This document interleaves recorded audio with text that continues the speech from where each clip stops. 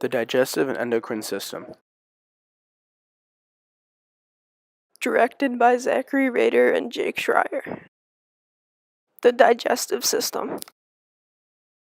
The digestive system is a system that makes food absorbable into the body.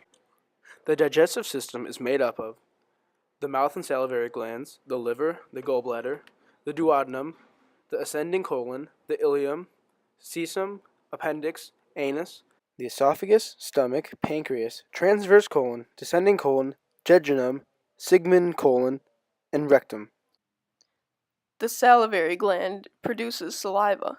Saliva is important to lubricate your mouth, help with swallowing, protect your teeth against bacteria, and aid in the digestion of food.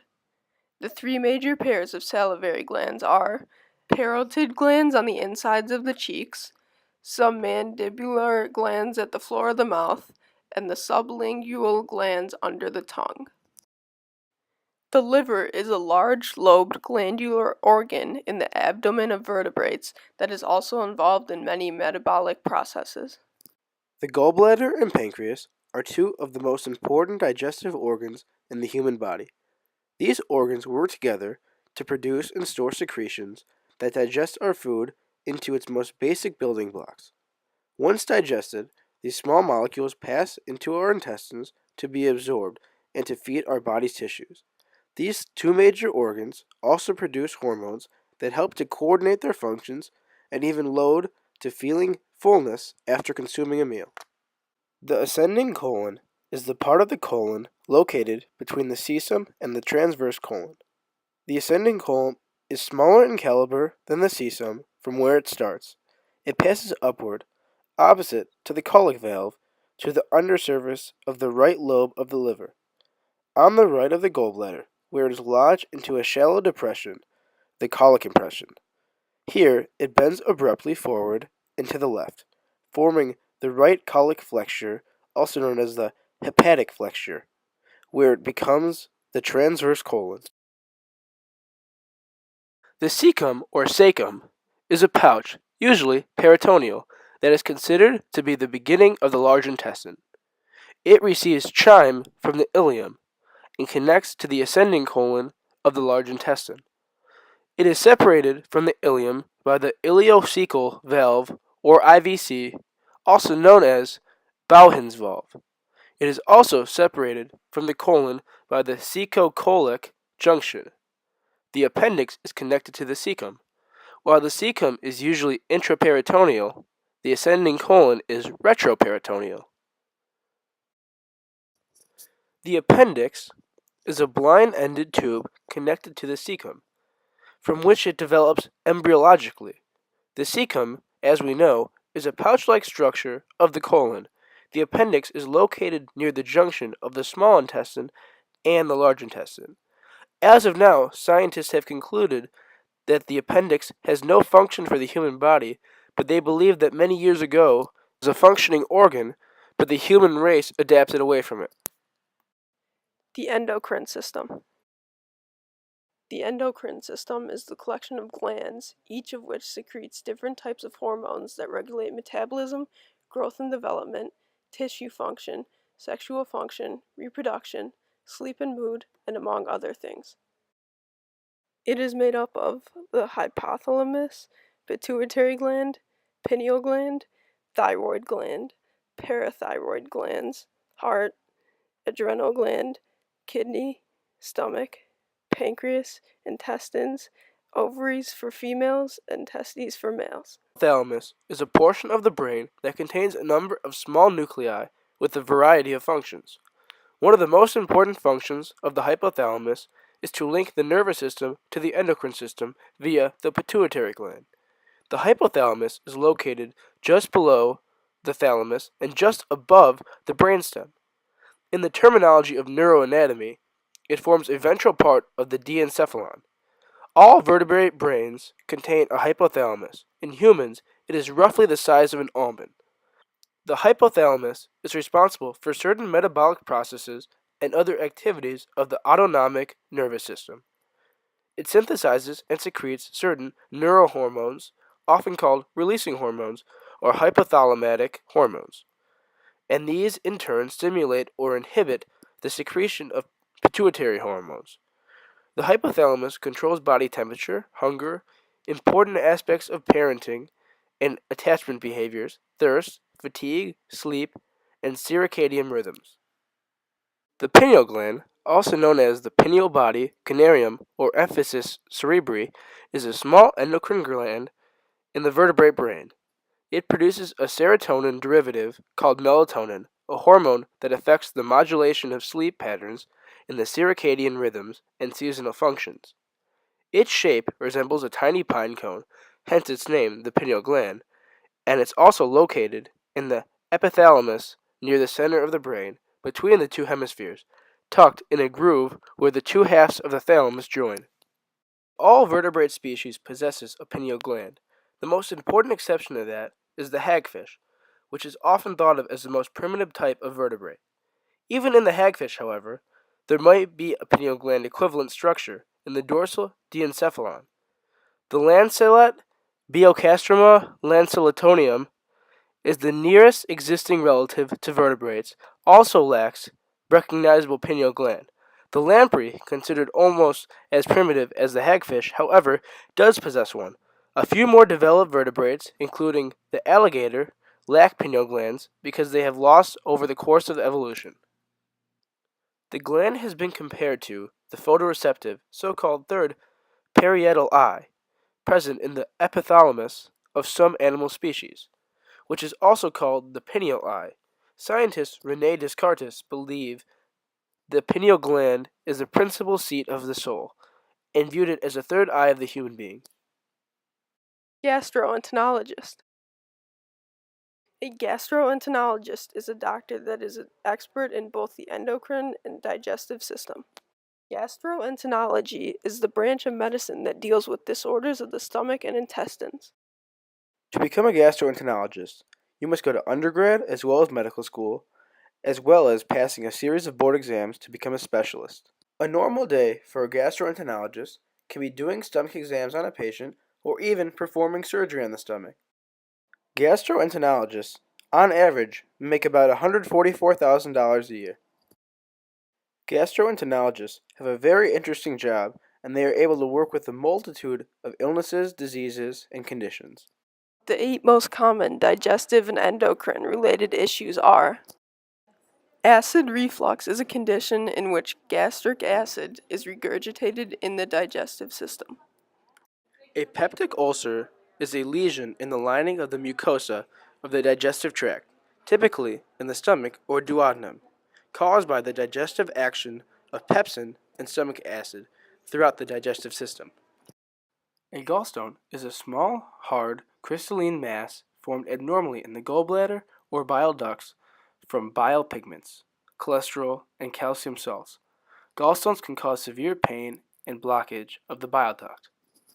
Gallstone disease is the condition of having gallstones in the gallbladder or lodged in one of the ducts leading to or from the gallbladder.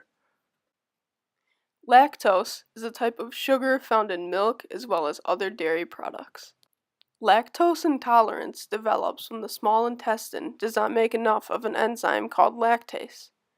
The body needs this enzyme to digest lactose. Diverticulitis is small, bulging sacs or pouches of the inner lining of the intestine that become inflamed or infected. Most often, these pouches are in the large intestine of the digestive system. Inflammatory bowel disease, in medicine, is a group of inflammatory conditions of the colon and small intestine.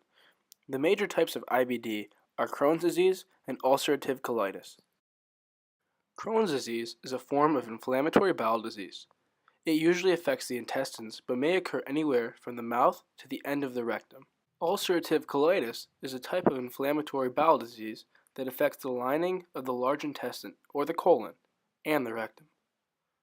Celiac disease is a condition that damages the lining of the small intestine and prevents it from absorbing parts of food that are important for staying healthy.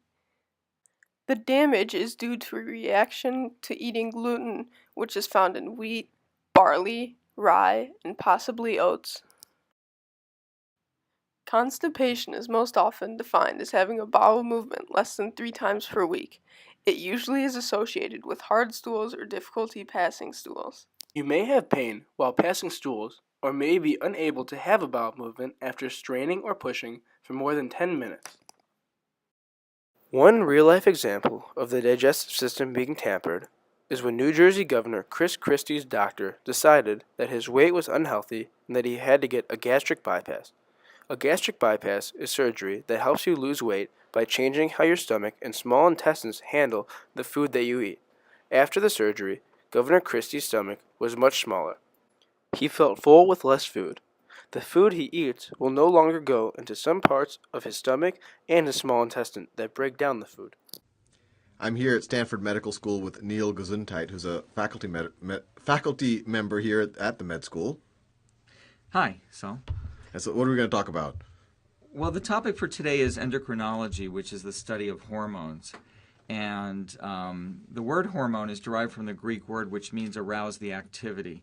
And what hormones do is they're chemical messengers that are made at one part of the body and typically go to another part of the body to, as suggested, arouse the activity and give function to another organ.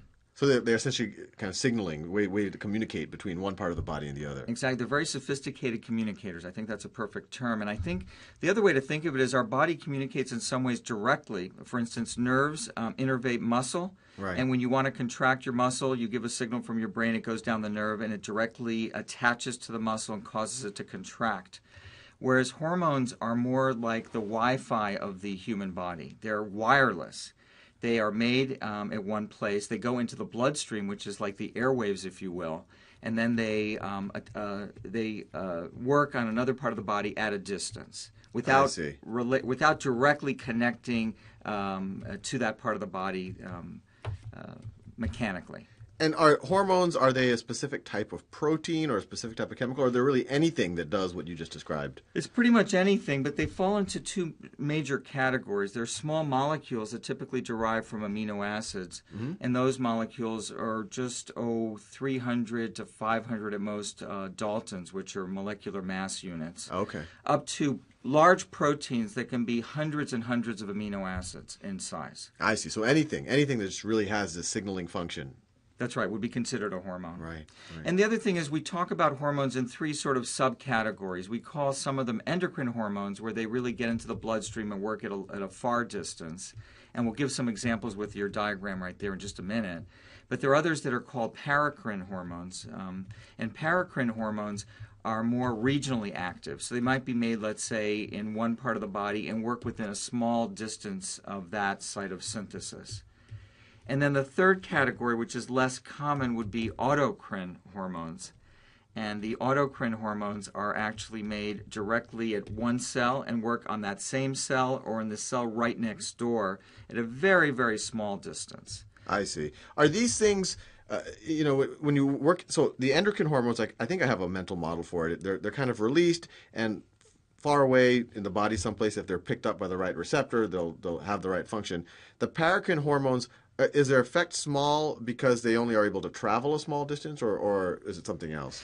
Typically, the paracrine hormones do get into the bloodstream, but the concentration of the receptor, the receiving end, as you suggested, is right close by.